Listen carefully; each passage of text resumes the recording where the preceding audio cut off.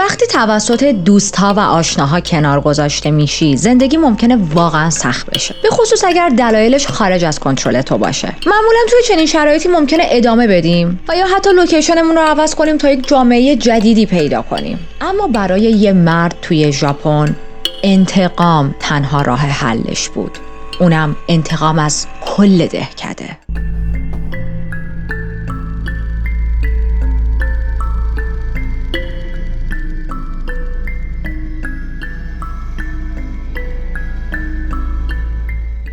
من ریتا هستم و توی این چنل وارد دنیای جنایی میشیم، جایی که حقیقت عجیب‌تر از خیاله و مرز بین خوب و بد محو میشه. اگر به داستان‌های هیجان انگیز و جنایی علاقه دارید، میتونید از زیر همین ویدیو دکمه سابسکرایب رو بزنید و زنگوله کنارش رو هم روشن کنید تا وقتی من ویدیوی جدید میذارم زودتر از همه ازش مطلع شید. موتسو توی که توی 5 مارچ در یک دهکده به اسم کامو توی ژاپن به دنیا اومد، کاراکتر اصلی پرونده‌مونه. پدرش 38 ساله بود زمانی که موتسو به دنیا میاد و مثل بیشتر مردای هیکلی ژاپن به عنوان تولید کننده زغال چوب کار میکرد. البته تجربه نظامی هم داشت و مدتی جنگ رفته بود. بعد از اینکه از جنگ برمیگرده، حالا به خاطر اتفاقهای سختی که توی دوران جنگ دیده بود و whatever، به شدت درانک میشد. ولی نه از اون درانک هایی که ما معمولا تو پرونده های جنایی با هم بررسی میکنیم، مست میشه شروع میکنه زن و بچه رو به باد کتک گرفتن. نه، فقط درانک میشد. حتی با وجود سختی هایی که بالاخره زندگی همه داره و تجربه های سختی که از جنگ به دست آورده بود، همه اطرافیان میگفتن که مرد آروم و دوست داشتنی بود، کسی که با بقیه خیلی راحت گرم میگرفت و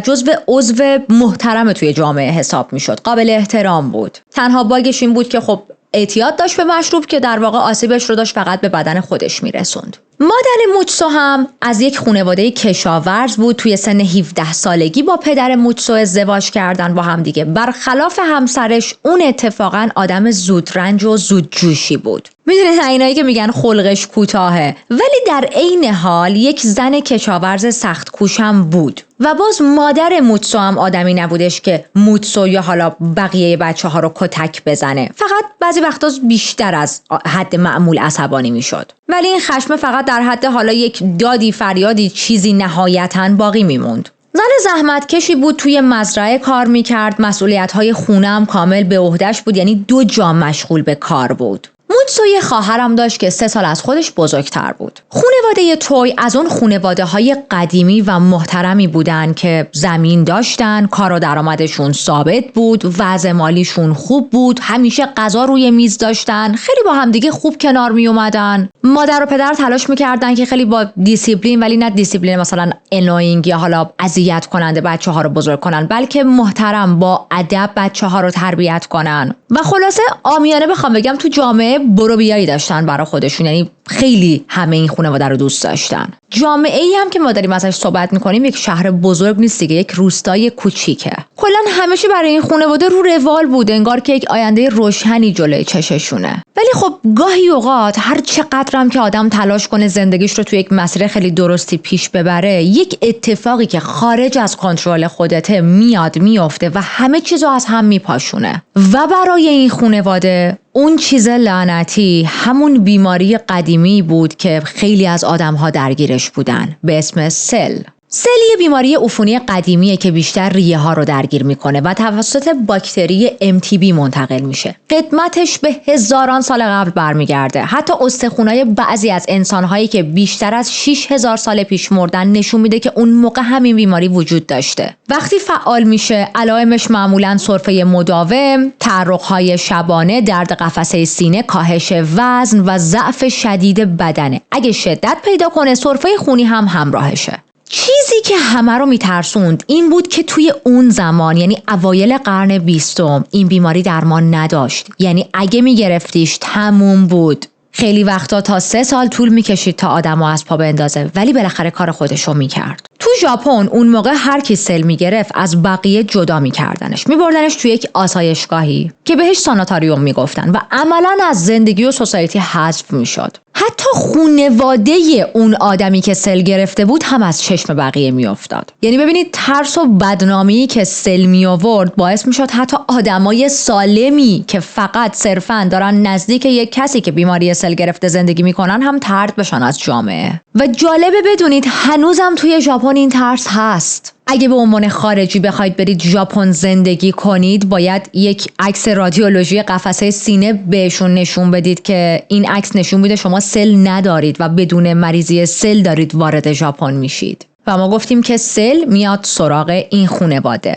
موتسو فقط 2 سالش بود وقتی خانواده‌اش درگیر سل شدن. حتی هنوز درست و حسابی حرف زدن رو یاد نگرفته بود، نمیتونست حرف بزنه. چیزی از دنیای دور و برش اونقدر متوجه نمیشد و میدید که یهو همه چیز داره از هم میپاشه، اما خب دلیلش رو نمیتونست بفهمه. توی همون سال یعنی 18 جولای سال 1918 اولین نفری که دور و برشون به خاطر سل از دنیا میره پدر بزرگ پدریش بود، یعنی پدر پدرش بود که توی 62 سالگی از دنیا رفت و خب واقعا سن کمیه و انگار دنیا دست بردار نبود. چند ماه بعد یعنی اوایل دیسمبر پدرش هم از دنیا رفت و پدرش اون موقع که بر اثر سل جونش رو از دست داد فقط 39 سالش بود. بعد از مرگ پدرش مادر موتسو دیگه نتونست اون زن مثل قبل بشه، هم از گریف به خاطر اینکه خب همسرش رو خیلی دوست داشت و اون رو یک پایه اصلی توی خونه میدونست و همین که خودش هم درگیر بیماری سل شده بود. اون هم در نهایت توی اپریل سال 1919 از دنیا میره در حالی که فقط 24 سالش بود.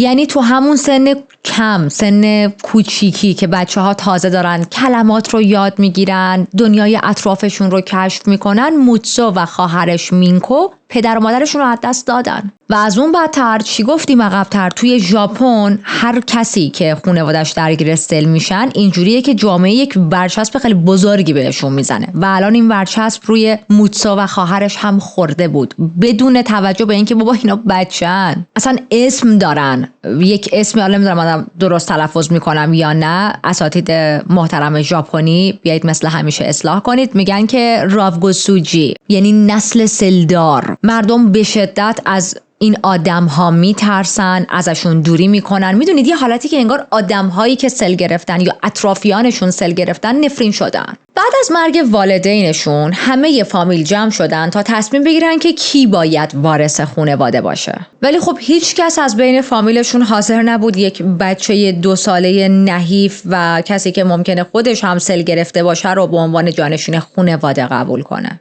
در واقع باور همه اینجوری بود که موتسو که نمیمونه، موتسو که تا چند ماه یا چند سال دیگه میمیره. پس تصمیم گرفتن موتسو رو بذارن کنار و یکی از عموهاش بشه رئیس جدید خانواده. حالا شاید برای سریا سوال پیش بیادش که خب خواهرم داشت موتسو.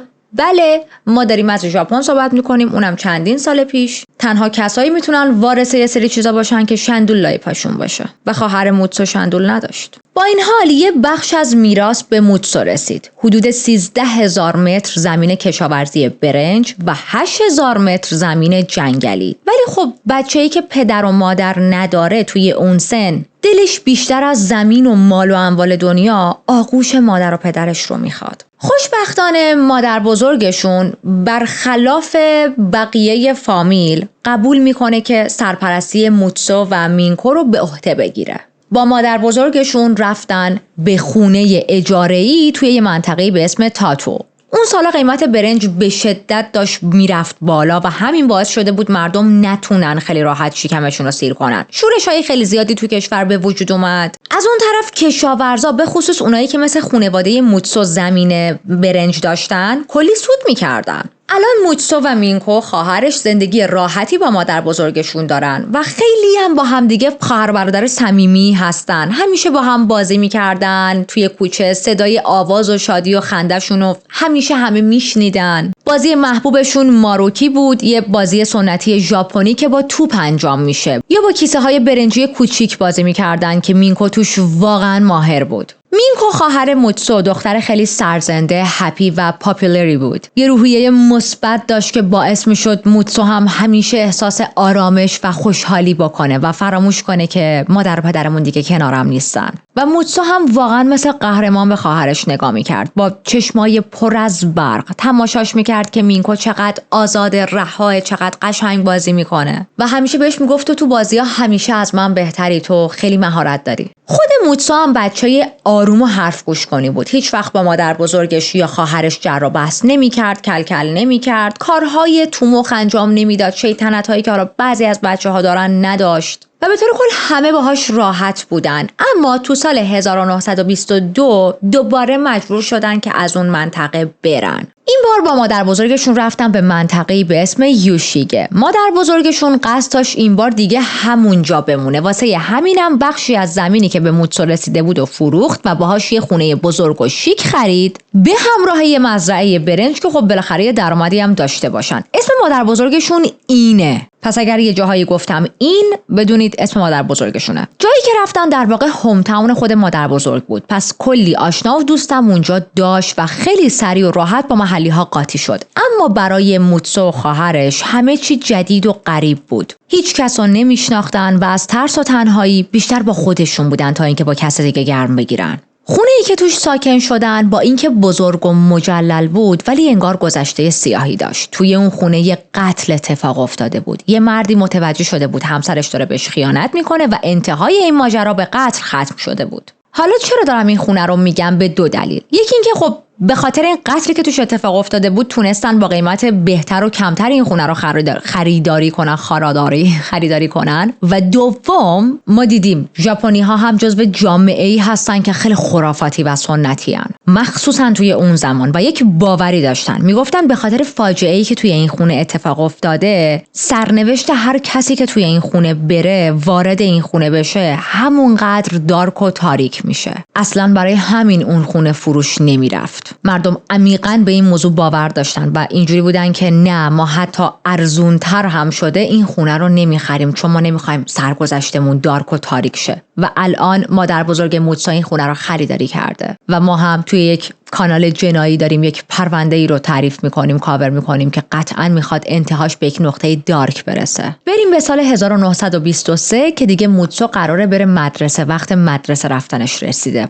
ولی چون زودتر به دنیا اومده بود، همیشه بدنش ضعیف و مریض بود و مادر بزرگش تصمیم میگیره که دیرتر بفرستتش مدرسه. اتفاقا همون اوایل سپتامبر سال 23 یه زلزله خیلی وحشتناکی اومد که کل کشور رو لرزوند. حالا شاید راجبش توی تاریخ خونده باشید، Great Kanto Earthquake. این زلزله باعث شد بیش از 100,000 نفر جونشون رو از دست بدن و یا مفقود بشن. اوضاع اقتصادی داغون شد، قیمت غذاها بالا رفت، کمبود کالا همه جا شده بود و مادر بزرگ این از ترس اینکه کشاورزا مورد حمله قرار بگیرن کل خونه رو قرنطینه کرده بود. پنجره ها و درا رو بسته بود که مبادا آشوبگرا به خونشون حمله کنن. حتی به پستچیایی که می اومدن مثلا این نامه چیزی بیارن و یا حتی پلیس یه سره میگفت که توی این خونه یه پیرزن و 2 کودک دارن زندگی میکنن و خواهش میکنیم که هوای ما رو داشته باشید. و تو این دوران موتسو بیشتر روزهاشو داره تنها توی خونه میگذرونه. خواهرش داره میره مدرسه، موتسو فعلا مدرسه نمیره و تمام روز رو منتظر میمونه که خواهرش از مدرسه برگرده تا حالا باهاش بازی کنه. بالاخره توی اپریل سال 1924 موتسو وارد مدرسه ابتدایی شد. هر روز باید 4 کیلومتر توی جاده‌های خاکی با این دمپایه‌های چوبی سنتی ژاپنی و دیدین با اونا راه میرفت تا برسه مدرسه. اولش اصلا مدرسه رو دوست نداشت، دلش نمیخواست بره، اما همین که ثبت نام کرد و بعد از چند روز از مدرسه رفتنش گذشت، با بقیه بچه‌ها سری منظم شد، یکی شد، رفتار خیلی خوبی هم شروع کرد از خودش نشون دادن که خب این خبر خوبی بود برای معلم ها و حالا کسایی که دارن تو مدرسه کار میکنن، چون مثلا میدیدن معمولا بچه‌ها ممکنه خیلی به مشکل بخورن توی روزهای اول مدرسه، به خصوص بچه‌هایی مثلا موتسو. میدونید بچه‌هایی که مادر و پدر اصلیشون رو از دست دادن و حالا یک سرپرستی دارن، مثل مادر بزرگ، خاله، عمو، عمه، همچین چیزی. با اینکه 1 سال از بقیه درس ها رو دیرتر شروع کرده بود، اما توی درس ها واقعا سریع درخشید. تو سیستم نمره گذاری که از 10 بود، اکثر نمره هاش بین 8 الی 10 بود. حتی حتی برای رفتار و ادبش هم نمره عالی گرفت و تونست نفر دوم کلاس بشه. معلم راهنماییش میگه که موتسو خیلی با ادب بود، همیشه مراقب معلم‌هاش بود، یک دانش آموز الگو. درسش خیلی خوب بود، نیازی به بهبود خاصی نداشت، با بچه‌های دیگه هم خیلی مهربون بود. تنها مشکلش این بود که زیاد از حد مریض میشد و به خاطر سرماخوردگی غیبت داشت. در واقع توی سال اولی که رفته بود مدرسه، از 184 روز مدرسه 77 روز غیبت داشت و یک بخشیش از این غیبت ها به خاطر مریضیاش بود. بخش دیگهش تقصیر مادر بزرگش بود، به خاطر اینکه از شدت علاقه و محبت زیادی که به موتسو خواهرش داشت، واقعا این دوتا بچه رو داشت لوس بار می آورد و لوس ازشون مراقبت می کرد. یعنی اینجوری بود که حتی اگه یه ذره بارون می اومد میگفت نه امروز هوا بارونیه، ممکنه گل بهتون بپاشه، مریض بشید، سرما بخورید، باید خونه بمونید، امروز نمیخواد مدرسه برید. ولی خوشبختانه توی سال دوم مدرسه تعداد غیبت‌هاش خیلی کمتر شد و رسید به 31 روز. حالا چرا من دارم اینا رو بهتون میگم؟ چون مهمه، چون ما دوباره به این پوینت ها توجه میکنیم. میخوام اینو ببینید، دقت کنید که موتسو داره پیش مادر بزرگش تو پر قو بزرگ میشه. اوکی، این پوینت مهمه، اینو میخوام به خاطر بسپارید. مثلا یه بار موتسو توی مدرسه داشته با بقیه بچه‌ها بازی میکرده و خیلی اتفاقی خورده زمین کنار چشمش یک زخمی به وجود اومده و وقتی که با گریه برگشت خونه و مادر بزرگش دید که این بچه داره گریه میکنه و گوشه چشش هم زخم شده، چادر رو زد دور کمرش، گره زد و رفت سراغ خانواده اون پسر بچه‌ه. شروع کرد داد و بیداد کردن سر خانواده اون بچه‌ه که آی موتسو وارث خانواده تویه، چون مادر و پدر نداره شماها به خودتون اجازه میدین باش اینجوری رفتار کنین، چون مادر و پدر نداره دارید بهش زور میگید، حواستون به رفتارتون باشه. و مادر بزرگ موتسو بسیار خانم مسن آروم و بانمکیه و همه توی محله دوستش دارن. مثلا از اون شخصیت هایی نداشتش که حالا یه سر قُر بزنه و با همه دعوا کنه، نه اصلا.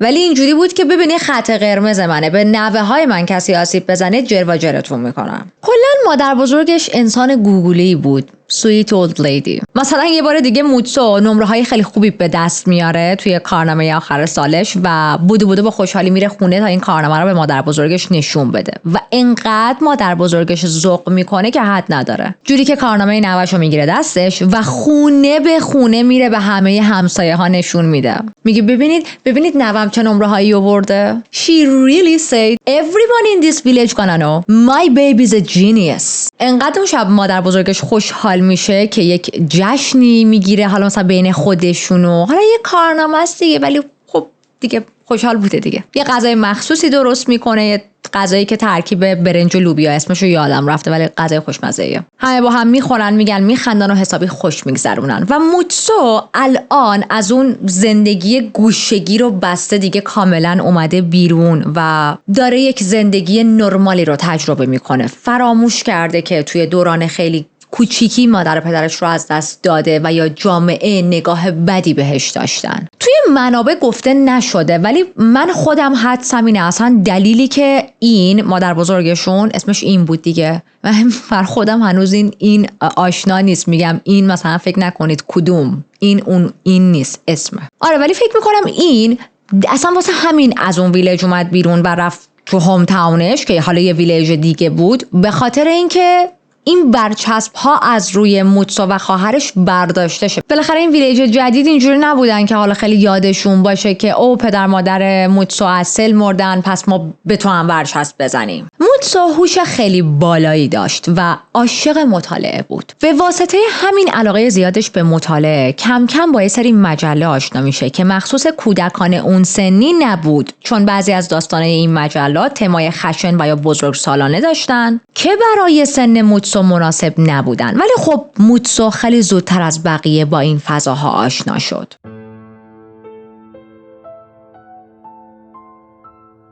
سال 1929 خواهر موتسو از های اسکول فارغ التحصیل شد ولی خب ادامه تحصیل نداد و برگشت توی مزرعه تا کمک مادر بزرگش بکنه. موتسو هم دوره ابتدایی رو تموم کرده، نمره‌هاش همچنان خیلی فوق‌العاده است، جزو شاگردای خوب توی مدرسه و تو همین خط زمانیه که یک دختری توجه موتسو رو به خودش جلب میکنه. یه دختری به اسم تاکاکو آسای. یه دختر خیلی آروم، کم حرف، یکم رنگ پریده که فقط 1 سال از موتسو کوچکتر بود. یه روز که موتسو داشت از مدرسه برمیگشت تا چشمش به این دختر افتاد، بودو دوید سمتش، یه تیکه کاغذ رو که اینجوری تا شده بود از وسط گذاشت تو بغل این دختر و با خجالت مثل برق دوید و رفت. تاکاکو وقتی کاغذ رو باز کرد دید که یه نقاشی دقیق از یه دختر با 2 تا دم موشی روش کشیده شده روی این کاغذ. انقدر دقیق و سایه زنی قشنگ روش انجام شده بود که شبیه یک عکس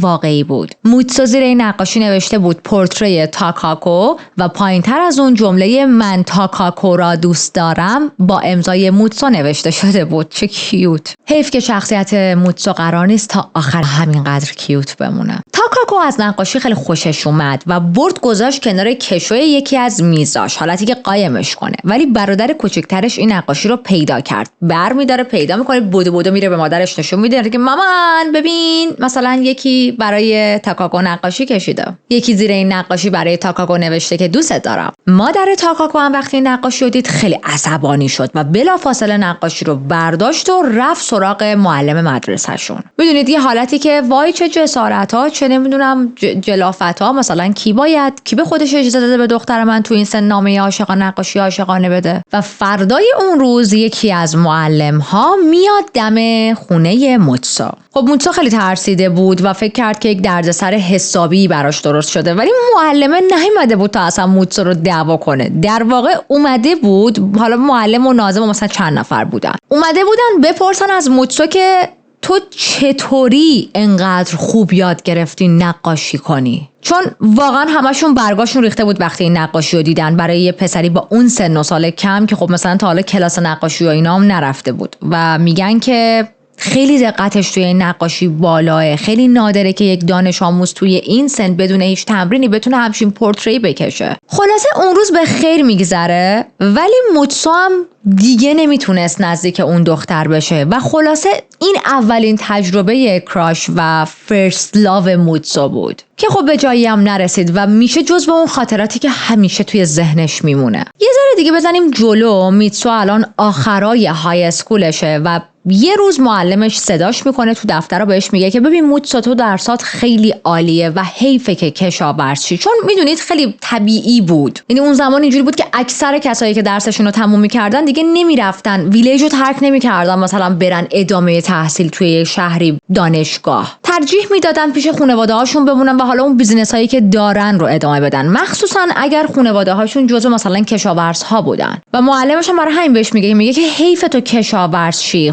خانواده‌ت هم میتونن خرج تحصیل تو بدن، مثلا مادر بزرگت وضع مالیش خوبه، پس چرا ادامه تحصیل نمیدی؟ موتسو خیلی ذوق میکنه. حالتی بود که آره به ذهن خودم نرسیده بود و با ذوق و شوق، چون واقعا از ته دلش عاشق یادگیری بود و گفتیم خیلی هم باهوش بود، مطالعه هم کلا خیلی دوست داشت. با ذوق و شوق میره خونه پیش مادر بزرگش و بهش میگه که آره اینجوریه و من تصمیم گرفتم که بعد از اینکه درسم تموم شد مثلا برم فلان شهر و ادامه تحصیل بدم، برم تو دانشگاه شرکت کنم. ولی خب این یعنی چی؟ یعنی موتسو باید از خونه دور شه. از اون طرفم مینکو به خاطر سنش به احتمال خیلی زیاد باید هر چه سریعتر ازدواج کنه. پس اگر موتسو بره یه جا برای درس، مادر بزرگش کاملا تنها میمونه. مادر بزرگش حرفی نمیزنه ولی خیلی ناراحت میشه. یعنی میدونید روی خوشی هم نشون نمیده، در حدی که حتی میخواستن شام بخورن اصلا سر میز شام حاضر نمیشه. و موتسو خودش گوشی میاد دستش دیگه، میفهمه که نه من نباید برم. فرداش برمیگرده مدرسه، به معلمش با گریه میگه که من نمیتونم ادامه تحصیل بدم. با خودش فکر میکرد من نمیتونم دل مادر بزرگ پیرم رو بشکنم. این همه سالی که من داشتم درس میخوندم تنها کسی که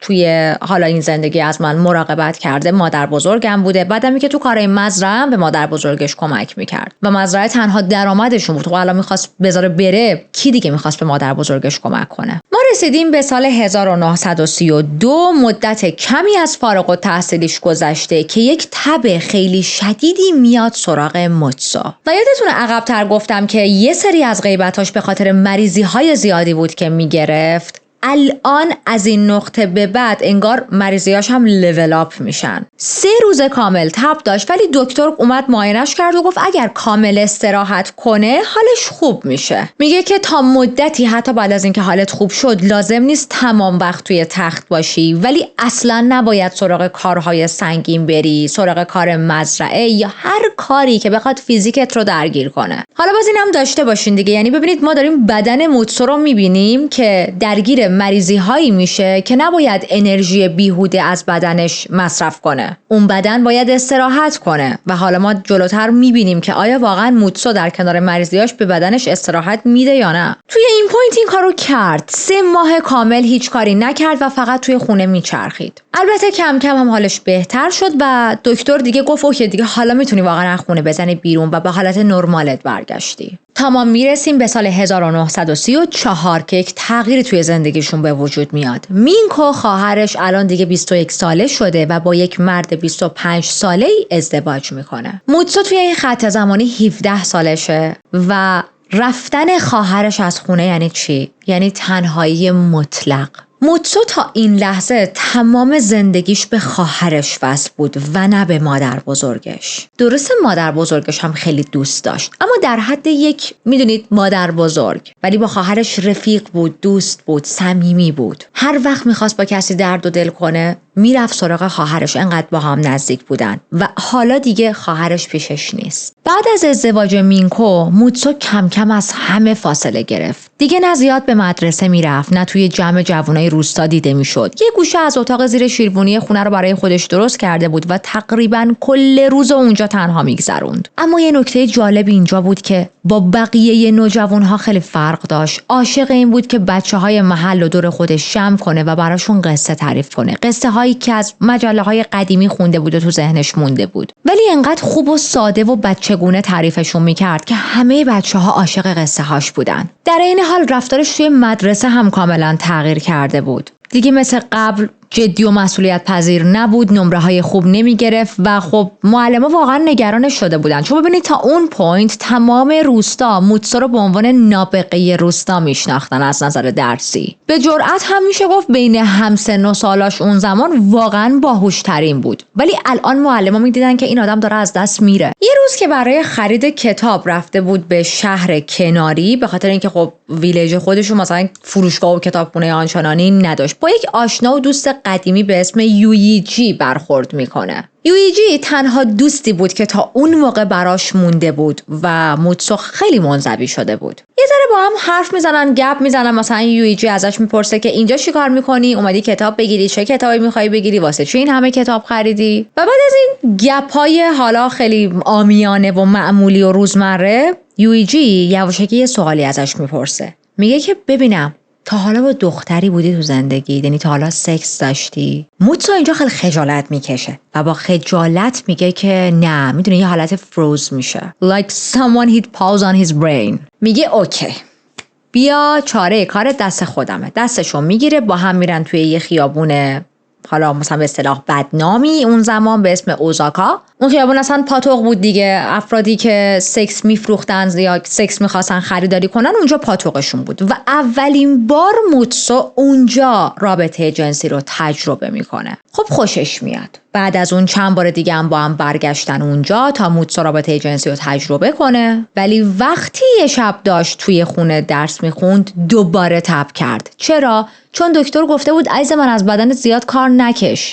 بدن یعنی کل بدن، یعنی شامل شندولت هم میشه و ایشون به شدت داشت از بدنش کار میکشید. پس طبیعتا مریضی هم دوباره میاد سراغش. دوباره تب کرد، دوباره حالش بد شد. این بار انقدر وضعیتش خراب شد که حتی یکی از بارهایی که داشت سرفه میکرد کلی خون بالا میاره که خب برای خودش و مادر بزرگش و کلا اطرافیانش و خواهرش و اینا خیلی شاک بزرگی بود که what the fuck what's wrong with you. سریع میبرنش بیمارستان و دکترها میگن که دچار التهاب در قسمت بالای ریه هاش شده و دوباره حالا سوای یه سری دارو و اینجور چیزا بهش میگن که بلا استثنا باید از کارهای فیزیکی دوری کنی، مخصوصا کار کشاورزی، فقط باید استراحت کنی. نمیدونستن که موتسوی عزیز خیلی کار کشاورزی این روزا انجام نمیده، زمین رو شخم نمیزنه. موتسو میره جاهای دیگه ای رو شخم میزنه. به هر حال یک سال دیگه بزنیم جلو، برسیم به سال 1936 که موتسو 20 ساله شده. همون سال یک پرونده خیلی عجیب و معروفی تو ژاپن مثل بمب ترکید و خبرساز شد. یک پرونده جنایی. توی تاریخ 18 می یک خانومی معشوقش رو به قتل میرسونه، اندام جنسیش رو میبره، تیکه تیکه میکنه و با خودش این ور اون ور حمل میکرده. حالا نمیخوام خیلی وارد جزئیات این پرونده بشم چون که قراره به زودی تحقیقات رو راجع به این پرونده تموم کنم و بیام جدا براش واسهتون یه ویدیو درست کنم ازش. ولی خب تا همین حد این کیس رو داشته باشید. اونم توی سال 1936 یه همچین چیزی. میدونید ما داریم زیاد پرونده های جنایی گوش میکنیم و با وجود افرادی مثل جفری دامر و مثلا این سری کسای اینجوری برامون این چیزا دیگه عادی شده. ولی اون زمان این خبر واقعا بولد بود. یه زن معشوقش رو کشته، اندام جنسیش رو تیکه تیکه کرده، با خودش برده این ور اون ور، انگار مثلا پاپیه داره پاپیشو میگردونه. ولی چیزی که واضحه اینه که اون پرونده خیلی زیاد روی موتسو تاثیر گذاشت. موتسو کاملا جذب این اتفاق شده بود. یک وسواسی پیدا میکنه نسبت به این کیس، انقدر که شروع میکنه به خریدن تمام روزنامه هایی که این قتل رو کاور کرده بودن. مطالبی که مربوط به این قتل بود و میبرید و توی یک دفتری با دقت بایگانی میکرد. حتی به همین قانع نبود و یه قدم جلوتر رفت. از یویچی دوستش یه نسخه از اعترافای اون زن رو قرض گرفت، نسخه‌ای که به طرز قاچاقی از دادگاه بیرون آورده شده بود و یاکوزا توی بازار سیاه میفروختنش. و اون زمان موتسو حرف عجیبی به یویچی میزنه. میگه ببین، منم یه روزی یه کار بزرگ مثل این زن انجام میدم تو زندگیم. جمله‌ای که واقعاً تاریک و ترسناک بود و بعدها واقعاً به واقعیت تبدیل شد. به نظر میرسه ماهیت اروتیک اون قتل یک جرقه عجیبی توی ذهن موتسو روشن کرد. تمام فکرش این شده بود که بتونه با یک زنی که بزرگتر از خودشه وارد رابطه شه، اونم یک رابطه یواشکی، چون به نظرش این کار خیلی هیجان انگیز می اومد.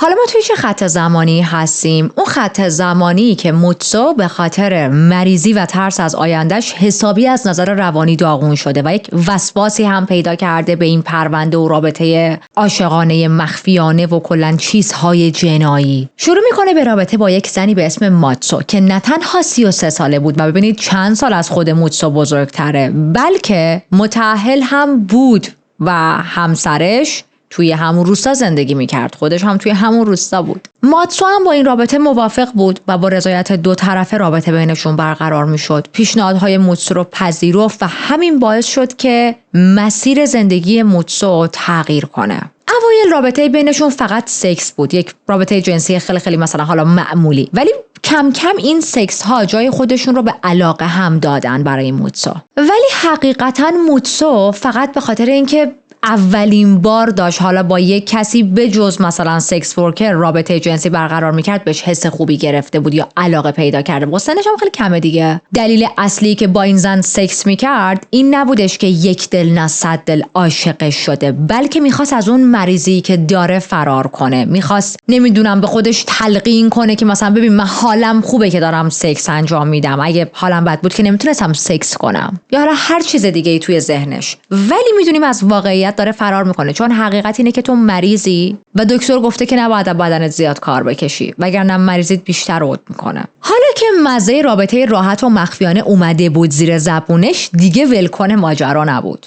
بعد از یه مدت این زن ارتباطش رو با موتسو قطع میکنه، یا حالا خود موتسو شاید ارتباطش با این زن قطع میکنه، نمیدونیم. خیلی احتمال قریبی نیست، چون موتسو از اینجا به بعد دیگه داره میره دنبال هرز پریدن. اینجوری بود از این پوینت به بعد که هر زنی رو میدید دنبال این بود که بهش نزدیک شه و بخواد باهاش سکس کنه. ولی برخلاف اون واقعیت اول که اون زنه هم خیلی راحت بهش گفت آره من اوکی ام، تو هم اوکی، بیا با هم سکس کنیم، بقیه زنا به این راحتی زیر بار نمیرفتن و دست رد بهش میزدن. موتسو خیلی میخوره تو پرش، فکر میکرد که الان همه درای بهشت به روش بازه و همه لنگا رو اینجوری دادن هوا و میگن موتسو تو فقط بیا تو بغل ما. نمیدونست که بابا حالا اون یه بارم تو شانس آوردی. و خب واقعا تو ذوقش میخوره دیگه وقتی میبینه که مثلا بقیه زنا میگفتن گمشه ما متأهلیم یا مثلا دوست نداریم با تو رابطه داشته باشیم. برای همین احساس میکنه من خیلی منزوی شدم و خب اهل گشت و گذار با همسن و سالای خودش هم نبود دیگه، براتون تعریف کردم. مخصوصا وقتی شبا میشد خیلی بیشتر میزد به سرش، خیلی بیشتر احساس تنهایی میکرد و از دور و بر فوریه سال 1937 یه کار عجیبی رو شروع میکنه به استاک کردن مردای روستا که مشغول انجام کاری به اسم یوبای بودن. حالا این یوبای چیه میخوام واسهتون تعریف کنم. یوبای یه رسم خیلی قدیمی ژاپنی بود که بهش میگفتن مثلا معادل فارسیش مثلا شبخیزی، شب بیرون رفتن، شب نشینی، نه همون شبخیزی. اولش انگار یه جور روش خواستگاری بود، یعنی مرد شبونه میرفت سراغ زنی که از قبل میشناختش، بهش علاقه‌مند بود و این کار به نوعی قدم اول برای ازدواج محسوب میشد. ولی کم کم این رسم تغییر ماهیت داد و تبدیل شد به دیدارهای شبانه برای سکس کاملا توافقی بین دو نفر. اون زمان این کار نه تنها تابو نبود، نه تنها عجیب نبود، بلکه توی روستاها و دهکده‌های ماهیگیری و کشاورزی خوبم حساب میشد. چون همه فکر میکردن باعث میشه جوونا راحت‌تر وارد روابط فیزیکی بشن و در نتیجه زودتر بچه دار بشن و جمعیت زیاد شه. کی به دیتینگ اپ نیاز داره وقتی کل روستا پایان؟ ولی وایسید چندولاتون رو نگیرین دستتون بدو بخوایم برین ژاپن، صبر کنید، اقدام نکنید برای توریست ویزا. این قانون الان دیگه وجود نداره. یوبای کاملا الان از فرهنگ ژاپن برداشته شده، حداقل تو اکثر روستاها. از قوانین بیشتر این یوبای میخوام بهتون بگم. یه سری قانونهای خاص داشت. مثلا توی بعضی از مناطق و روستاها رسم فقط بر این بود که مردا برن دنبال زنا حق نداشتن برن دنبال مردا، اما توی یه سری از روستاهای دیگه زنا هم میتونستن برن دنبال مردا و درخواست یوبای داشته باشن. حتی یه سری مناطق و ویلیج ها بود که فقط زنها میتونستن برن سراغ مردها و باهاشون یوبای کنن. یعنی مرده اجازه نداشت بره بگه، زنه میتونست بره بگه. مرده فقط حق داشت قبول کنه یا رد کنه. بیشتر جوونا و افراد مجرد یوبای میکردن، ولی خب گاهی اوقات شما میدیدید افرادی که مثلا مسن‌تر هستن و یا متأهل هستن هم توی این مراسم یوبای شرکت میکردن. بالاخره تبرک بود دیگه، هیچ کی نمیخواست از قافله عقب بمونه. ببینید بچه‌ها، گروپ سکس که میگن این گروپ سکس اصلیه، اونی که ما شنیدیم اشتباهه. 3 نفر و 4 نفر و 5 نفر اینا واسه اینا بچه بازیه. اصلش توی این روستا و پرونده است. همونطوری که گفتم با گذر زمان و توسعه جوامع در واقع به سمت دنیای مدرن، این رسم کم کم منفور شد. ولی حالا برگردیم به خط زمانی که بودیم. موتسو خودش وارد یوبای کردن با زنای دیگه نمیخواست بشه ها، داشت استاک میکرد. یعنی شبا میرفت یواشکی مثلا اسخر آقا رو دنبال میکرد، ببین اسخر آقا داره میره دم خونه کی، با کی میخواد یوبای کنه. پشت بوته و پنجره و کوچه‌های تاریک و اینا قایم میشد، شروع میکرد نگاه کردن. چرا؟ برای این که بتونه اطلاعات جمع کنه و به وقتش واسه روز مبادا بتونه برای روز مبادا بتونه باجگیری بکنه. حالا من احساس میکنم اون وسطای خودارضایی ریزی هم میکرد، نمیدونم، حسم اینجوری میگه. تو فقط میشونی نگاه میکنی، اصلا داریم مگه میشه یه پسر جوون که تازه با پروسه سکس آشنا شده و انقدر بهش مزه داده بره فقط نگاه کنه؟ اولین قربانی این نقشش یک خانم 31 ساله‌ای بود به اسم می که همسر یک مرد 50 ساله بود و موتسو فهمیده بود که این خانم می از طریق همین یوبای با یک آقای 60 ساله‌ای در ارتباطه و این آقای 60 ساله جزو مثلا افراد مسن روستا بودش که بسیار پولدار بود و خیلی هم جانماز آب میکشید، همچین حالتی. ولی حاجی میرفته یوبای میکرده با بقیه.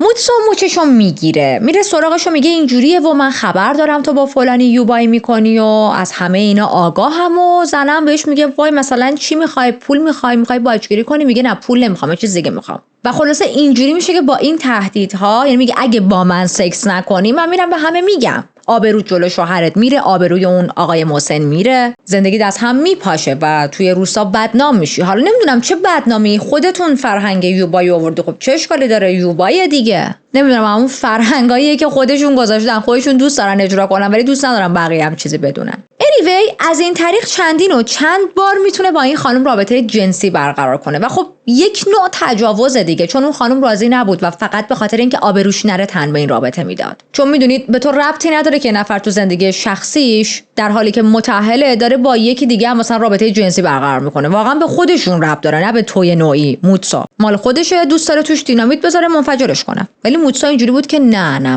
من به همه چی کار دارم. حالا که دوباره رابطه جنسی با این خانم رو شروع کرده، حال و روز جسمیش هم بدتر شده. مرد تو توانشو نداری، غلاف کن برو کنار. و حس این رو داشت که این مریضی سالهاست همراه منه و این همون سله و من نهایت زندگیم عاقبت هم میشه مثل مادر و پدرم، از دنیا میرم خیلی زود. مادرش هم خیلی جوان بود دیگه، فکر کنم گفتم 24 سالش بود، درسته؟ مثلا تو فکر این بود که منم مثل مادرم واقعا تو سن کم از دنیا میرم، پس بذارید تا زنده هم لذت دنیا رو ببرم، دنیا کوتاهه. و واقعا انگار از مرگ مطمئن شده بود. توی این پوینت حالتی شده که دلو میزنه به دریا و واقعا یلخی تصمیم میگیره. یه تصمیمی که گرفت این بودش که بره بانک و از یکی از شعبه‌های بانک درخواست وام بکنه. به چه بهانه‌ای؟ به بهانه خریدن گاو. خب مبلغ وامی که میخواست نسبت به سن و سالش و اینکه حالا کسب و کار آنچنانی یا نداره مثلا عجیب بود، ولی وقتی که داراییش رو به بانک نشون داد و گفتش که اینها مثلا 1000 متر زمین کشاورزی دارم و میتونم اینو وثیقه بذارم، وام بهش میگم وام، بانک هم بهش گفت اوکی وامو بهت میدم. حالا اگه بخوام به پول امروز براتون حساب کنم مثلا مثل هولوش $177,000 الان ماست، مثلا یه نفر الان تو دور زمانه الان بره $177,000 از بانک وام بگیره. واقعا مبلغ زیادی نیست الان، ولی اون زمان خب چرا، خیلی مخصوصا برای یک شخصی که داره توی روستا زندگی میکنه. قرار بود این وام رو هم طی 15 سال با بهره برگردونه، ولی خب موتسو اصلا قصد نداشت این وامو برگردونه. میگه پیش خودش میگه من که تا چند وقت دیگه میمیرم که. حالا اصلا این پول واقعا برای چی گرفته بود؟ میخواست گاو بخره؟ نه، تصمیم گرفته بود کل این پولو خرج درمان برای سل بکنه. پیش خودش میگفت من هیچ اعتمادی به دکترای توی روستا ندارم و باید خودم رو درمان کنم. شروع میکنه به خریدن هر کتاب و مجله‌ای که درباره سل وجود داشت، از کتاب فروشی‌های مختلف تا سفارش‌های پستی، از جدیدترین ژورنال‌های پزشکی. تو اون زمان هنوز پنیسیلین وارد ژاپن نشده بود، برای همین موتسو مجبور بود دست به دامن درمان‌های جایگزین بزنه، اونم با یه سری داروهای جدید یا مثلا معجزه‌آسا. میدونید این داروهای زرد چرت و پرتی که توی بازار الکی اسم در کرده بود و واقعا جنبه درمانی نداشتن. با خوندن مطالب مختلف توی کتابا خودش دارو درست میکرد، ترکیبات مختلف رو سرهم میکرد با امید اینکه بتونه خودش رو نجات بده. ولی خب کاراش فقط عجیب بود دیگه و نه مفید. حتی سراغ شبه علم میره خونه گاو از یک کشتارگاهی میگیره میاره میخوره به امید اینکه خوب شه، چون مثلا حالا جا خونده بود خونه گاو سل رو از بین میبره. خب نه تنها خوب نشد بلکه دل درد خیلی وحشتناکی هم اومد سراغش. یه بار دیگه نفت خورد که باعث شد حالش خیلی بدتر از قبل شه. و تو که همه چیو امتحان که شاش شطور هم امتحان می‌کردی دیگه و رو آخونده جواب داده، شاید رو تو هم جواب میداد. به هر حال با همه این تلاش هایی که انجام داد واقعا ناامید شد، چون هیچ ریزالتی نگرفت، هیچ جوابی نگرفت و مقدار زیادی از اون پولی هم که وام گرفته بود رفته بود هوا، همه رو هی صرف خرید چیزهای الکی کرده بود. حتی به این فکر میفته که برم خودم رو توی یک آسایشگاه مخصوص بیماران سل بستری کنم. میدونید حالتی که فاینال دیزم رو اینجا بگذرونم. ولی خب مادر بزرگش خیلی مقاومت میکنه و جلوشو میگیره، میگه که اگه تو بری من تنها میمونم و به خاطر مادر بزرگش بیخیال میشه. البته فقط به خاطر مادر بزرگش نبود. فراموش نکنیم موتسو هنوز هم خیلی علاقه داره به این روابط عاشقانه و یواشکی که داره با زنهای روستا هر چند به زور و با باجگیری انجام میده برقرار میکنه. پس دلیل دوم شندولش بود. توی یک پوینتی وقتی هیچ امیدی دیگه به درمان نداره و میبینه که همه این تلاشایی که کردم الکی بوده، به هیچ جا نرسیده، تصمیم میگیره لق دنیا میخوام با بقیه پول وام حال کنم. شروع میکنه به خرید چیزها و آیتمزی که برای یک شخص روستایی عادی تقریبا لاکچری محسوب میشه. مثلا یه سری مواد غذایی و لبنیات خاص میگرفت که خب افراد روستایی اصلا این خریدها رو نمیکردن، چون خب خودشون داشتن تولید میکردن دیگه، چرا برن انقدر پول بدن و همچین چیزی بخرن. یا مثلا میوه های عجیب غریب میخرید، مثلا موز، لوازم گرون قیمت، میگم چیزایی که لاکچری آیتم واقعا حساب میشد میخرید. و حتی خیلی از این میوه ها و موز و اینا رو مثلا به بچهای روستا میداد، هم موقعی که جمعشون میکرد تا براشون قصه بخونه. حتی خیلی وقتها با هدیه میرفت سراغ زنا، مثلا اون زنایی که رفته بود ازشون باج گرفته بود که اگه تو من رابطه برقرار نکنی من میرم میگم یوبای تو با یکی دیگه بوده. بعد زنه میگفت باشه که بیا مثلا با هم رابطه جنسی برقرار کنیم، سکس کنیم، ولی خب به کسی چیزی نگو. دفعه بعد دست خالی نمیرفت، دست پر میرفت و یک عالمه هدیه‌های مختلف میگرفت که بیشتر راضی نگهشون داره. موتسو با صورت رنگ پریده و بیماری که داشت واقعا حال روز خوبی نداشتش، اما چون هیکل تنومندی داشت و برای اون دوران توی ژاپن 166 سانتی متر قد بلندی محسوب میشد بین مردا، هنوز احساس میکرد که یک جوون بالغ و قوی حساب میشم. و چی میاد تو ذهنش؟ اوکی، من شاید اگر به ارتش ژاپن بپیوندم و بتونم یک کاری، افتخاری، چیزی، مدالی کسب بکنم، اعتبار بیشتری هم به دست میارم و خب راحت‌تر میتونم با زنها وارد ارتباط شم. اون زمان توی ژاپن سربازی رفتن نه فقط یک وظیفه بود، بلکه یک جور افتخار هم حساب میشد و حتی یه مرحله جدی از بزرگ شدن یه مرد به حساب می اومد. مثلا مردایی که نمیخواستن برن سربازی بد بود. موتسو هم تصمیم میگیره که خودشو توی این مسیر قرار بده. با ذوق و شوق رفت برای معاینات پزشکی که بعدش راهی سربازی شه، اما رد شد. دکتر ارتش خیلی جدی گفت که موتسو به سل مبتلاست و موتسو واقعا حالش بد بود، نزدیک بود بغضش بتره که با التماس به دکتر گفت آقای دکتر مطمئنید من سل دارم، دوباره معاینم کنید. ولی با این حرف دکتر خیلی عصبانی شد و با لحن بسیار تند گفت داری به این دکتر ارتش شک میکنی؟ من مطمئنم، برو دنبال درمان. با این بدن ضعیف میخوای سرباز بشی؟ موتسو همونجا همون لحظه میزنه زیر گریه. اون زمان ارتش رفتن بین مردها یکی از بزرگترین افتخارها حساب میشد و رد شدنشون یعنی چی؟ یعنی یک ننگ بزرگ، هم برای خود اون آدم، هم برای خانواده‌اش، هم برای کل روستا. حالا نه تنها نتونسته بود این افتخار رو کسب کنه، بلکه دکتر جلوی بقیه رسما اعلام کرده بود که تو سل داری. دیگه بدتر از این چی میتونست تو زندگی موتسو اتفاق بیفته؟ الان رسما یک دکتری بهش گفته بود تو بیماری رو داری که مادر و پدرت به خاطر اون بیماری مردن و یه حسی تو خودش داشت که این بیماری توی من داره همینجوری رشد میکنه و مرگ از همیشه به من نزدیکتره. و چیز بد دوم این بودش که الان کل روستا میخواستن به زودی متوجه شن که این آدم سل داره، پس توی این روستا هم باهاش مثل یک انسان طاعون زده رفتار میکردن و پس میزدنش. بریم به یه شبی که حدود 2 هفته از این ماجرای تلخ رد شدنش توی آزمون سربازی و ارتش گذشته. موتسو میره سراغ یک خانم 42 ساله‌ای، یه خانومی به اسم تومی نیشیکاوا.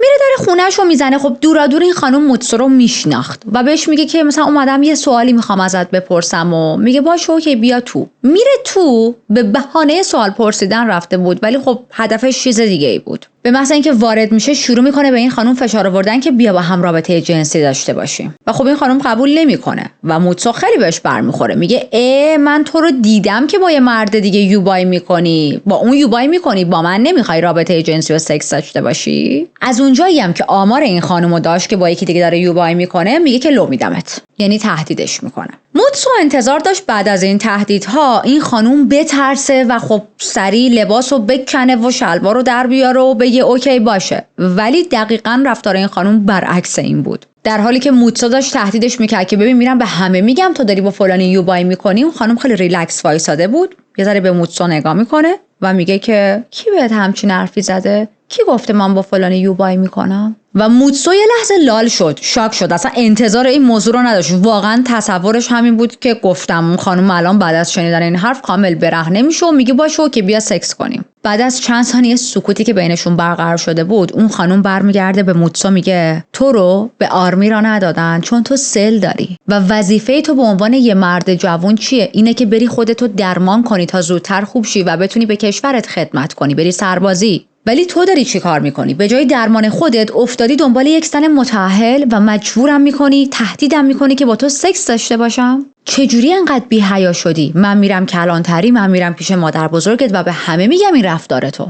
چون اگه نگم ازت میترسم، نمیدونم ممکنه چه کارهای دیگه‌ای بکنی. موتسو واقعا دست پاچه شده بود و بازی و باخت. نشست کف زمین، خم شد، پیشونیشو چسبون رو زمین، شروع کرد گریه کردن و با گریه گفتش که ببخشید، تو رو خدا ببخشید، خواهش میکنم، به هیچکی نگو، اشتباه کردم، غلط کردم. But too late. اون خانم این ماجرای سل داشتن موتسو و همینطور تهدید کردنش رو به کل روستا گفت. اینم در نظر داشته باشیم روستا واقعا کوچیکه، همه اهالی همدیگر رو میشناسن و وقتی یه چیزی لو میره ظرف چند ساعت خبر همه جا پخش میشه. یعنی ببینید به یک روز هم نیازی، ظرف چند ساعت. ما حالا تو خط زمانی هستیم که موتسو شدیداً داره هرز میپره و روستایی‌ها هم همه ازش متنفرن. یه حالتی که موتسو از شدت افسردگی و ناامیدی داشت هر روز بیشتر به سمت وارد شدن به رابطه‌های متعدد کشیده میشد. با خودش میگفت اگه قراره بمیرم بذار حداقل زندگیم لذت بخش باشه قبل از مرگ. با زنای مختلف وارد یوبای میشد، جوون، مسن، حتی خیلی وقتا بهشون پول میداد فقط برای اینکه باهاش رابطه جنسی برقرار کنن. اما آخرای جولای بود که موتسو تصمیم گرفت یک اسلحه شکاری بخره.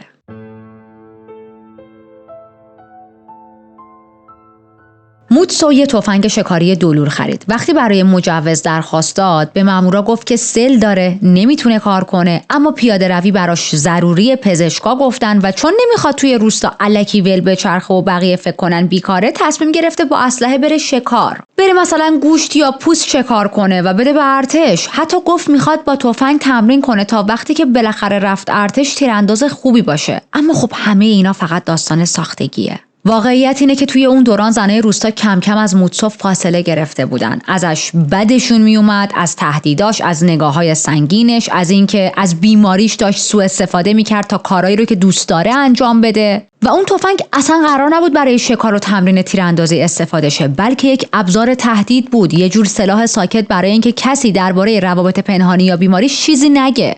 وقتی دیگه پول و هدیه جواب نمیداد و به زنها پول و هدیه آفر میداد اما اونا باز هم با وجود پول و هدیه قبول نمیکردن که باش وارد سکس بشن، تفنگشو نشون میداد. با تفنگ تو کل روستا راه میرفت، مانور میداد، یه حالتی که میخواست بگه ببینید رئیس منم و کسی حق نداره به من نبگه. Saying no wasn't an option. ولی خب این نقشه به طرز وحشتناکی به ضرر خودش تموم شد. حالا دیگه زنان نه تنها ازش هیچ حرف شنوی نداشتن و دوست نداشتن باش سکس کنن، بلکه ازش میترسیدن. خیلی هم میترسیدن. یعنی همون انگشت شمار زنی هم که مونده بود باش سکس میکرد اونا رو هم پروند. الان دیگه زنها فقط از بیماری سل موتسو نمیترسیدن، بلکه از خود موتسو هم وحشت داشتن. وقتی موتسو رو میدیدن که داره مثلا توی خیابون راه میره، بودو میرفتن تو خونه در رو قفل میکردن، ازش دوری میکردن و اینجوری شده بود که اصلا دیگه حتی حاضر نبودن یک کلمه باهاش حرف بزنن. دوباره چند وقت بعد موتسو میره پیش از اینایی که وام میدن و میگه که یه مبلغی رو درخواست میکنه، میگه میخوام سلم رو درمان کنم و این مبلغ رو برای درمان سل نیاز دارم. ولی خب این حرفش هم دروغ محض بود، اصلاً قصد درمان نداشت و یک نقشه خیلی بزرگتری توی سرش داشت. اون شخص وام دهنده هم میاد، خب بررسی میکنه، میبینه این زمین داره، ملک داره و اونا رو به عنوان وثیقه میتونه بذاره، پس وام رو بهش داد.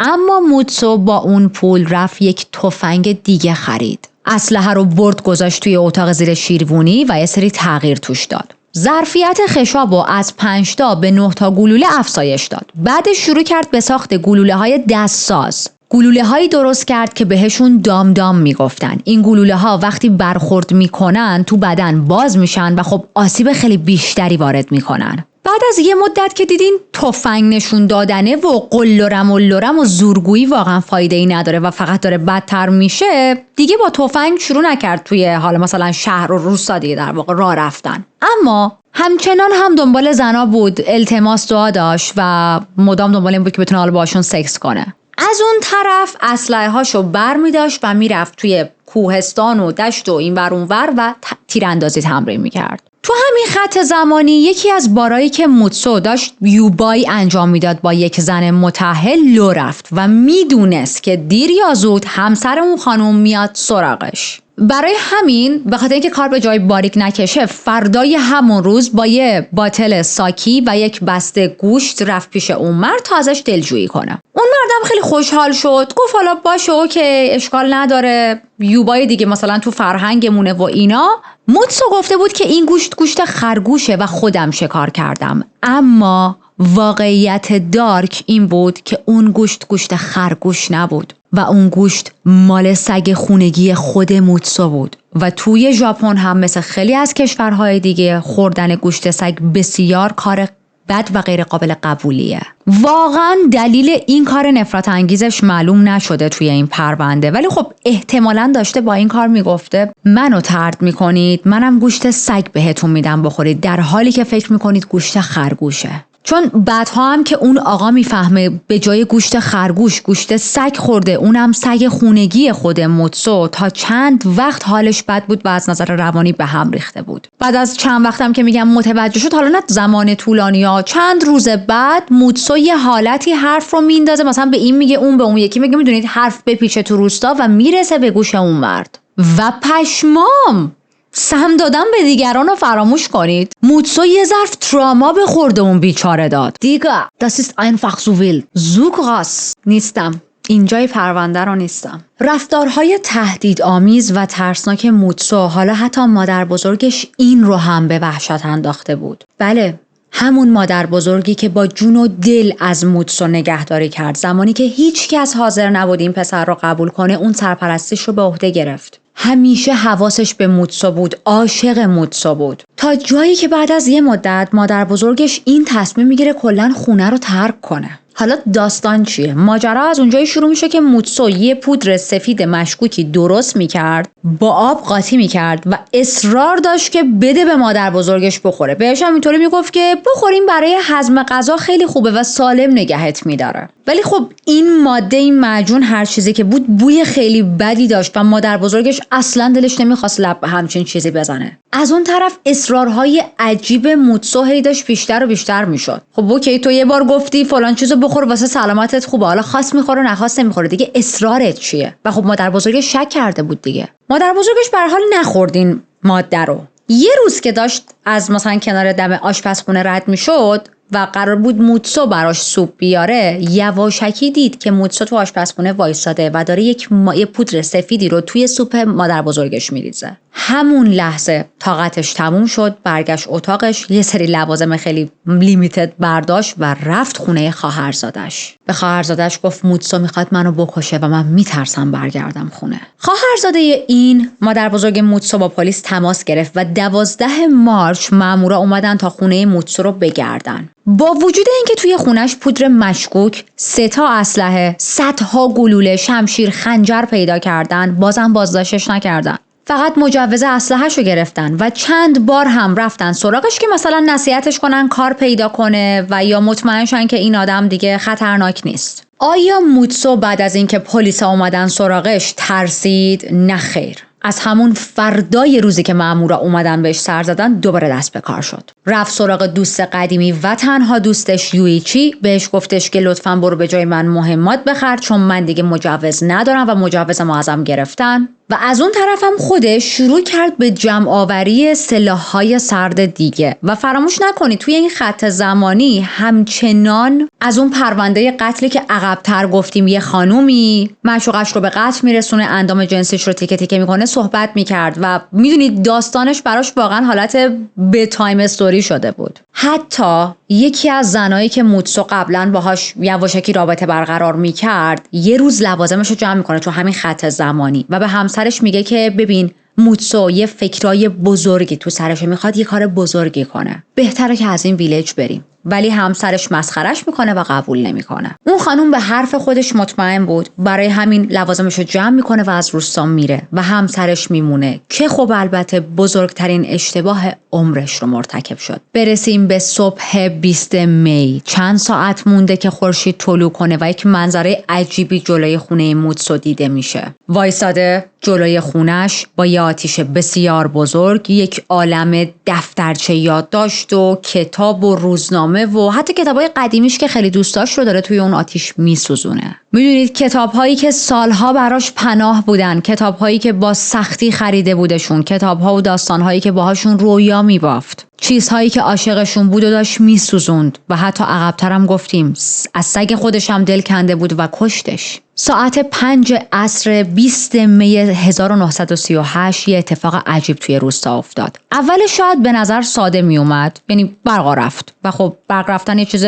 ساده است، یه چیز عادیه. یه خاموشی کامل افتاد توی بخشی از روستا. مناطق دورتر روستا هنوز روشن بودن ولی بخش زیادی از روستا برقش رو از دست داده بود. مردم به خودشون فکر کردن خب یه مشکل موقتیه، چون اون موقع‌ها توی مناطق کوهستانی قطعی برق خیلی زیاد پیش می اومد و چیز عجیبی نبود. اما واقعیت اینه که این خاموشی، این برق رفتگی اتفاق معمولی نبود و حتی اتفاق نبود کلاً. موتسو با دقت و مهارتی که داشت یاد گرفته بود. خب گفتیم خیلی هم باهوش بود. از یکی از تیرای برق بالا رفته بود و سیم‌هایی که مربوط به اکثر مناطق واسه ویلیجر رو قطع کرده بود. این کارم خیلی ریز انجام داده بود بدون اینکه هیچ کسی متوجه شه و اصلا ببینه این صحنه رو، شک کنه به موتسو. هیچ کس نمیدونست که این فقط یک مقدمه است، این تاریکی، این برق رفتگی، یک مقدمه برای یک شب وحشتناک که قرار موتسو رقمش بزنه و توی تاریخ ژاپن ثبت شه به عنوان کسی که یکی از بزرگترین قتل عام‌های انفرادی تاریخ کشور رو رقم زد.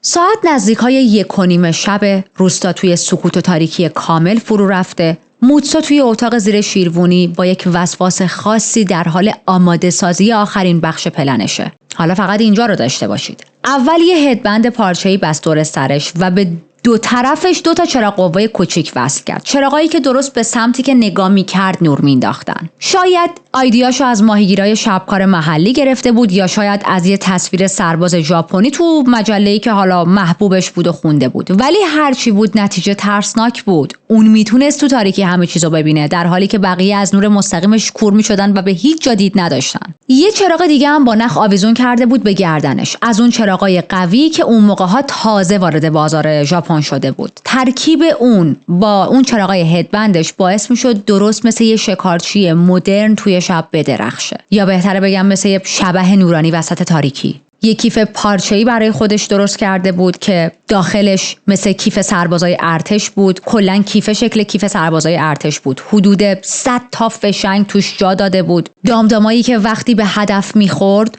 پخش میشد و آسیب بیشتری به اون شخص میزد. اسلحه‌ش هم آماده بود، همون اسلحه‌ای که تغییرش داده بود تا به جای 5 تا 9 تا گلوله بخوره. به کمربندش هم 2 تا شمشیر کوتاه بسته بود، یه لباس مشکی که ظاهر نظامی داشت پوشیده بود و کفشش هم درست مثل سربازای قدیم ژاپنی بود. و حالا میخواد اولین اقدام هولناکش رو شروع کنه. یه تبر تیز که مخصوص هیزم شکنی بود برداشت و این تبر رو از مدت‌ها قبل با دقت حسابی تیزش کرده بود. رفت سمت اتاق مادر بزرگ 73 سالش این که توی یه خواب عمیقی بود. بالای سرش وایساد، تبر رو بلند کرد و ضربه ها یکی یکی شروع شدن. انقدر خشم موتسو زیاد بود که سر و اجزای بدن مادر بزرگش از هم جدا شدن.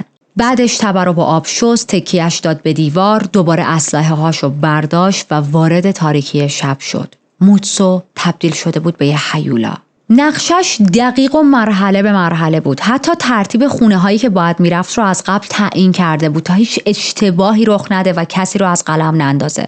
تجربهش از شبگردی های یوبای حسابی به کارش اومده بود. از مسیرهای میانبر گرفته تا ورودی های خونه ها و حتی اینکه هر کسی جای خوابش کجاست. بعد از کشتن مادر بزرگش اولین مقصدی که توی نظرش داشتش خونه یکی از دوستای دوران کودکیش بود. چرا؟ چون بینشون یک حس رقابت به وجود اومده بود. البته رقابت یک طرفه از سمت موتسو، چون اون آدم اصلا روحش هم خبر نداشت که موتسو سر همچین موضوعی کینه به دل گرفتم من. حالا چه موضوعی؟ چون دوستش با نمره A تونسته بود وارد نیروی دریایی ژاپن بشه، اما موتسو تو امتحان رد شده بود، تو امتحان سربازی. این موضوع باعث شده بود که موتسو به شدت احساس حسودی کنه. آب سرد، سطل آب سرد. وقتی کونمون داره از موفقیت بقیه میسوزه، میتونیم به جای این همه تلاش برای قتل ما تحت مبارک رو توی سطل آب سرد فرو کنیم و خنک شیم. آب سرد معجزه میکنه بچه‌ها. دوستش خوش شانس بود و اون شب خونه نبود، چون که رفته بود خدمت سربازی. اما خانواده‌اش خونه بودن. مادرش، برادر کوچیکش که فقط 14 سالش بود و برادر دومش که 11 ساله بود. میدونید مادر دوستش کیه؟ یکی از همون زنایی که موتسو باهاش یواشکی رابطه برقرار میکرد. یکی از همون زنایی که پشت سر موتسو زیاد حرف زده بود و بقیه گفته بود که این آدم خطرناکیه. البته پشت سر حرف زدن نمیشه دیگه، واقعیت رو داشت میگفت، ولی خب حالا از زاویه دید موتسو دارم بهتون میگم. در خونهشون مثل بیشتر خونه های روستا قفل نبود. موتسو بی صدا وارد شد. دقیق میدونست که سوکیو همون خانم کجا میخوابه. به آرومی وارد اتاق شد، شمشیرشو بیرون کشید و ضربه زد. نه تنها سوکیو بلکه 2 پسر کوچیک رو هم که توی اون یکی اتاق بودن به قتل میرسونه. یک قتل بی صدا و سریع. تو اون خونه فقط از شمشیر استفاده کرد چون نمیخواست صدای گلوله فعلا بقیه روستا رو خبر کنه.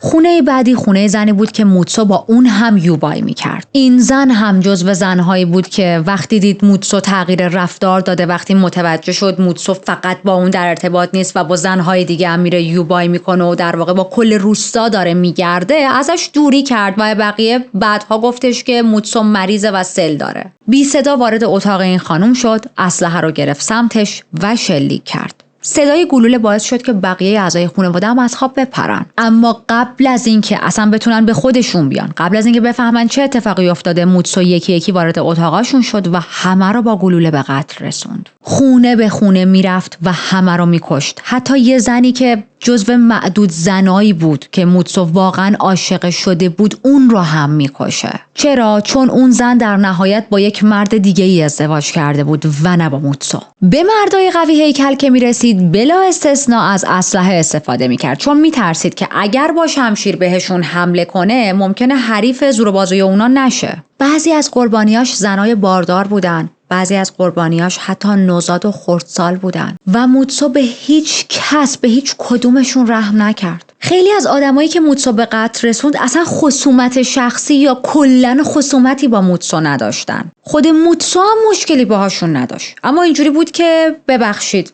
نمیتونم هیچ کس رو زنده نگه دارم و همه باید بمیرید. یه نقشه کامل کشیده بود برای نابود کردن کل نسل‌هایی که به نظرش داشتن بهش ظلم میکردن. 2 از قربانیاش یک زن و مرد جوونی بودن که همین چند روز پیش با هم ازدواج کرده بودن و اصلا کاری به کار موتسو نداشتن. خونه‌ای که تازه توش رقص و آواز و جشن بود و الان تبدیل شده بود به کشتارگاهی برای موتسو. خب الان دیگه مابقی روستایی‌ها که صداهای جیغ و داد و شلیک و شنیدن، یه چیزایی بو بردن و خیلی ترسیدن. درا رو با ترس و لرز قفل کردن و پشت در وسایل سنگین گذاشتن تا جلوی ورود حالا هر مهاجمی که هست رو بگیرن. و موتسو میرفت پشت در خونه‌شون داد میزد باز کنید وگرنه شلیک میکنم و شروع میکرد به کوبیدن به در. با همین روش تونست به چند تا خونه دیگه وارد شه. این وسط چند نفر تلاش کردن که فرار کنن و برن بیرون تا حالا از روستاها و شهرهای اطراف کمک بیارن. خیلی‌ها توی خواب مردن، خیلی‌ها در حالی که بچه‌هاشون رو تو بغلشون گرفته بودن تا آسیب کمتری بهشون برسه یا حالا حداقل موتسو فقط اونو بکشه و بچه‌شون رو نکشه. توسط موتسو هم خودشون هم بچه‌شون به قتل رسیدن. ایستگاه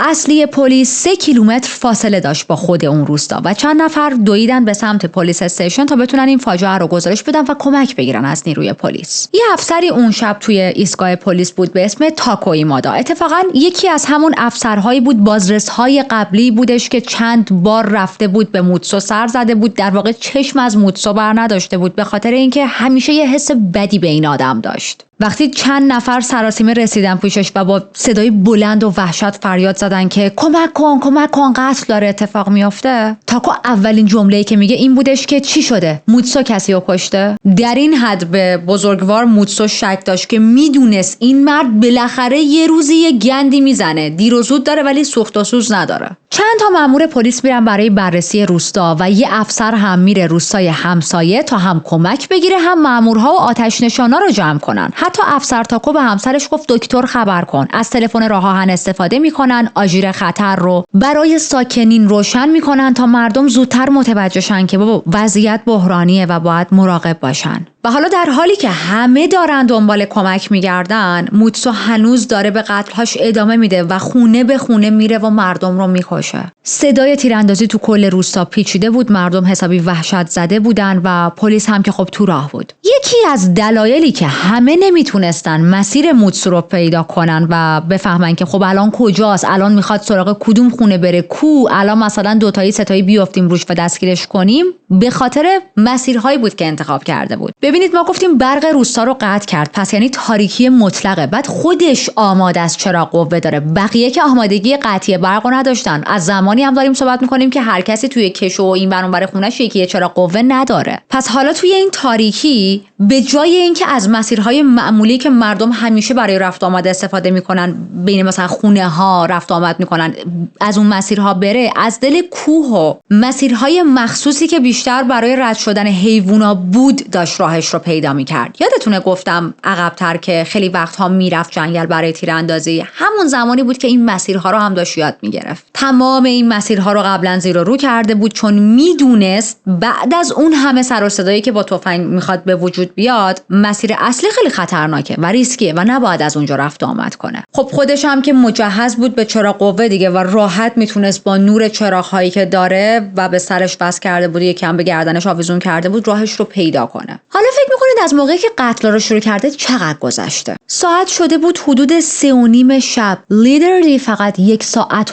از زمانی که اولین حملش رو انجام داد، یعنی با تبر مادر بزرگش رو تیکه تیکه کرد، گذشته بود. همینقدر کوتاه. اما توی همین تایم کم تونسته بود به تک تک خونه هایی که توی مپ برای خودش مارک زده بود سر بزنه و حتی خیلی هایی هم که اصلا براشون برنامه نریخته بود و رفته بود سراغشون و کشته بود. بعد از تمام اون قتلا، موتسو رفت سمت یک مسیر کوهستانی به اسم آراساکا. این مسیر کوهستانی آراساکا میخورد به یک روستای دیگه. اینم بهتون بگم این مسیر اصلا مسیر راحت و سرراستی نبود. یه راه باریک، بسیار پرشیب و پر از سنگریزه که راه رفتن روش کار هر کسی نبود، چه برسه به دویدن، و موتسو داشت میدوید. دادستانی که بعدن میاد و اون مسیر رو بررسی میکنه راجع به این مسیر میگه که اونجا شیب سختی داشت، پر از شن و ترک هایی که به خاطر بارون به وجود اومده بودن. بالا رفتن از اون مسیر واقعا سخت بود. هر چی به نوک شیب نزدیکتر میشید مسیر باریکتر و خطرناکتر میشه. نفس آدم بند میاد. فقط تعجب میکنیم که چه جوری یه آدم با اون وضعیت جسمی، خب مریض بود دیگه، موتسو تونسته بود از این راه عبور کنه. بالاخره موتسو رسید به یک فضای باز و خلوتی نزدیک یک قلعه. چند تا کاغذ درآورد و مشغول نوشتن یک متن طولانی شد. نوشتش که نقشم رو اجرا کردم اما اونجوری که انتظار داشتم پیش نرفت. بعضیا رو کشتم که نباید میکشتم و بعضیایی که باید میکشتم رو نتونستم بکشم و از دستم تونستن قصر در برن. مادر بزرگم، واقعا متاسفم، از وقتی 2 سالم بود برام مادری کردی، واقعا جای مادر بودی. نباید میکشتمت، ولی با خودم فکر کردم اگه زنده بمونی و این صحنه ها رو ببینی چقدر قصه میخوری، واسه همین کشتمت. میخواستم یه مرگ آروم داشته باشم ولی افتادم به یه راه کثیف. فقط میتونم بگم متاسفم. خواهرم، از تو هم عذر میخوام. من یه برادر بی ارزش بودم. لازم نیست منو تو قبر بذارین. یه مزرعه ساده کافیه. تو این 4 سال مریضی از بی‌محبتی آدم‌ها و بیرحمی جامعه خیلی گریه کردم. کاش جامعه نسبت به آدمای مبتلا به سل یکم مهربون‌تر بود. من ضعیف بودم. امیدوارم دفعه بعدی که به دنیا میام قوی‌تر باشم. بدبخت بودم. کاش بار بعدی خوشحال توی خانواده بهتر به دنیا بیام. اون جایی که موتسو نشسته بود و داشت حالا این نامه طولانی رو مینوشت، کل روستای کایو، همون جایی که با مادر بزرگش زندگی میکرد، معلوم بود. روتسا لوکیشن جدید همین الان کشف شد، خودم اختراعش کردم. وقتی سوتیام داره شروع میشه یعنی چی؟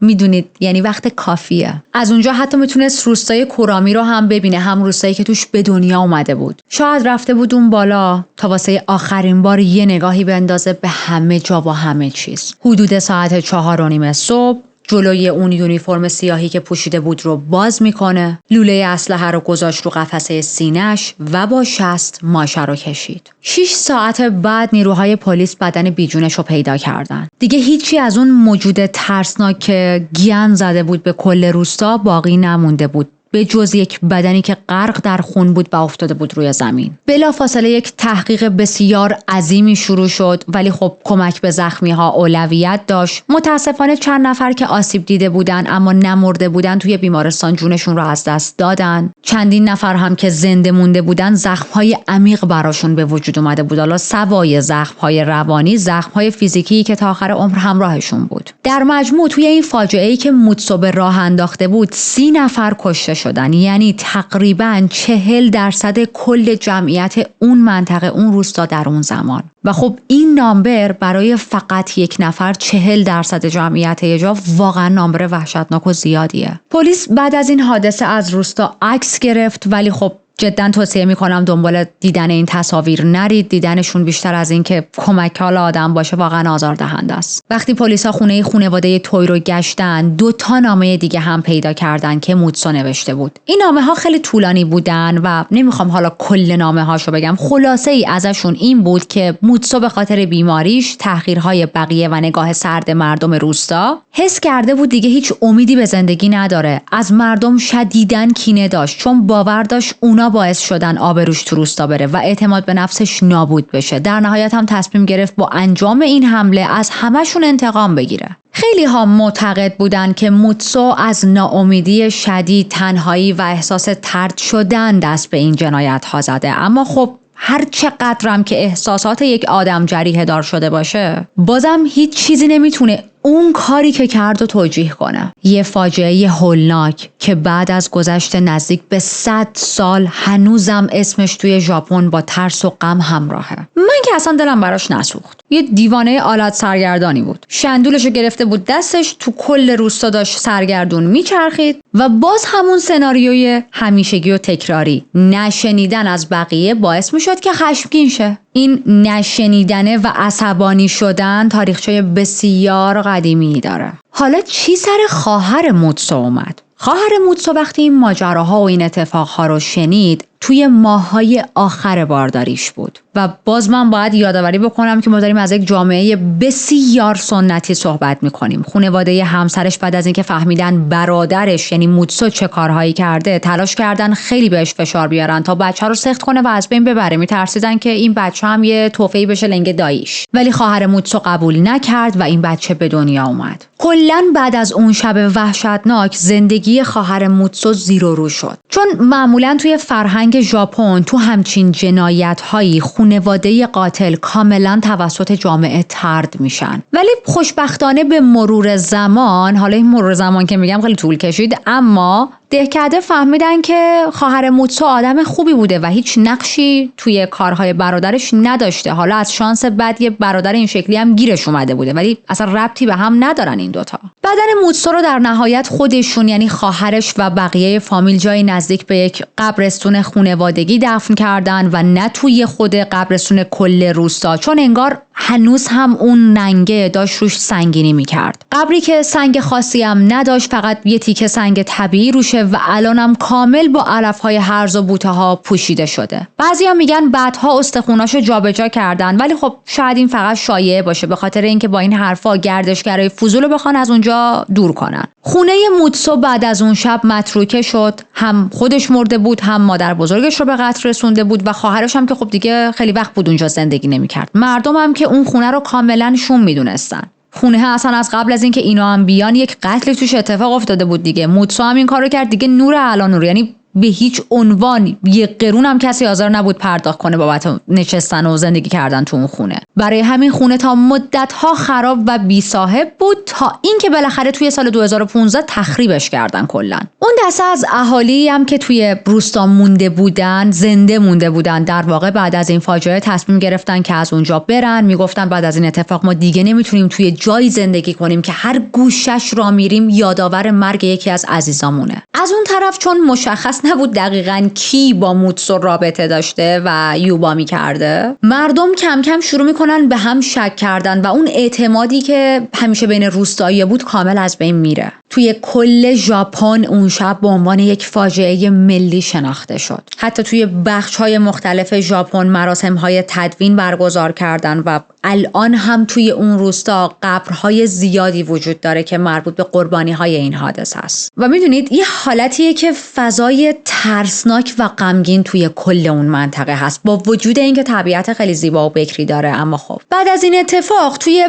دهکده‌ها و شهرهای اطراف تلاش کردن که کمپین‌های مختلف را بندازن در رابطه با سلامت روان بیشتر صحبت کنن. توی خود این روستا هم در حال حاضر جمعیت بسیار کمی زندگی میکنن. بیشتر میدونید کیا موندن؟ تعداد انگشت شماری از افراد سالخورده‌ای که یک عمر توی اون روستا زندگی کردن و اینجوری ان که ما جنگم بشه اینجا نمیریم. با اینکه این جنایت یک فاجعه واقعا بزرگ بود و درد و غم زیادی رو با خودش آورد، ولی الهام بخش خیلی از آثار هنری شد. حالا چه داستانی چه مستند، فیلم‌های معروف زیادی از این حادثه توی ژاپن ساخته شد که یکی از معروفترین این فیلم‌ها دهکده 8 قبره که سال 1977 ساخته شد. اون یکیش دهکده مرگ که سال 1983 ساخته شد. و مثل روال همیشگی این چنل، قبل از خدافزی چند لحظه راجع به قربانی‌ها صحبت کنیم و یادشون رو زنده نگه داریم. توی اون شب تاریک نه فقط چراغای روستا خاموش شد، بلکه چراغ زندگی خیلی هم برای همیشه خاموش شد. بچه‌هایی که خواب بودن و بیدار نشدن و مادر و پدرهایی که از بچه‌هاشون محافظت کردن تا آخرین نفس. نامتون شاید توی تاریخ گم شده باشه، ولی توی قلب هر کسی که این داستان رو بشنوه موندگار میشه. شاید اون شب دنیا بهتون پشت کرد، اما اینجا یاد تک تکتون زنده است.